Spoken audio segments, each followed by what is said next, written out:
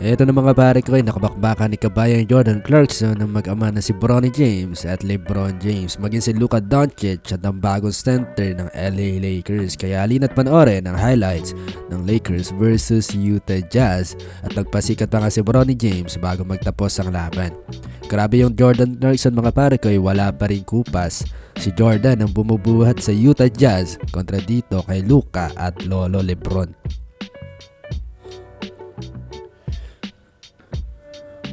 First quarter nga mga pare ko ay nagkakabaan pa lang dalawang koponan, pero itong flamethrower ng Utah Jazz na si kabayan Nolly de Clarkson mga pare ko ay talagang gumagawa na para sa Utah Jazz. 10-7 lamang ng 3 puntos ang LA Lakers. Grabe ang bakbakan ng dalawang star player, si Nolly de Clarkson at si Luka Doncic ang gumagawa para sa magkabilang koponan. Dikitan nga lang naging laban 14-13. Buhat ni Nolly de Clarkson ang Utah Jazz. Ito nga rin pala ang debut ng bagong sentro ng LA Lakers na magpapalakas pa sa roster ng Lakers mga pare ko. 6:05 in the first quarter, si Luka Doncic ang kumakana para sa LA Lakers. Sinundan pa ng step back jumper 3-pointer para lumamang pa ng 2 puntos ang LA Lakers. Grabe nga dito si Luka, in-ankle break si Markkanen. Pero dating gawin, ang flamethrower pa rin ng Utah Jazz ang gumagawa para sa Jazz.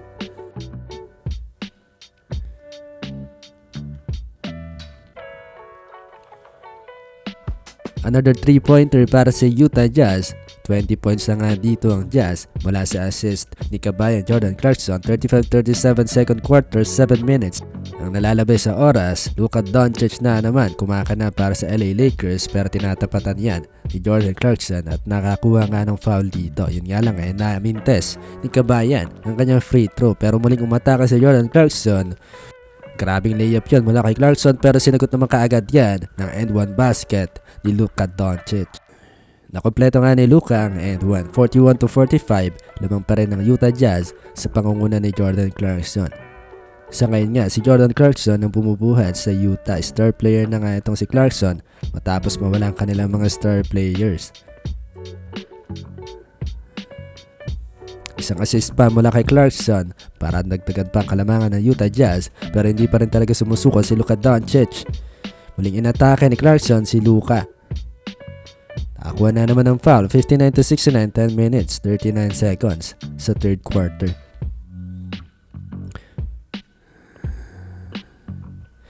Yun nga lang sa matinding effort ni Jordan Clarkson, kada atake dito lumalamang ang Utah Jazz. Nakalamang na nga ng 12 puntos itong Jazz kontra dito sa Lakers. Wala nga naging pangsagot ang LA Lakers kay Clarkson. Kahit nga ang bagong sentro ng LA Lakers napupuno daw, sa roster ngayon ng Lakers ay pinapanis-panis lang ni kabayan Jordan Clarkson. Wala nga nagawang 7-footer center kontra kay Clarkson.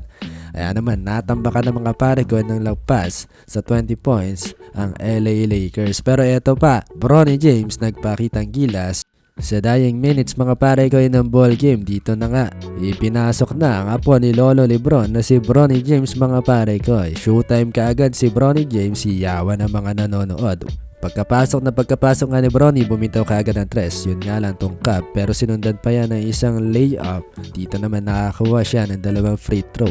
Nagkakatuwaan pa ang mga rookies sa hardcourt mga pare ko at agad bumitaw ng isang floater si Bronny James, 108-127. Tambakals pa rin ng LA Lakers. Isang pantras ang binitawan ni Bronny James. Mas dumagandong pang stadium dahil dito 111-127.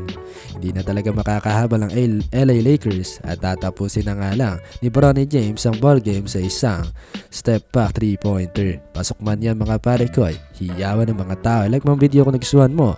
Mag-subscribe ka na rin sa ating channel. Maraming salamat.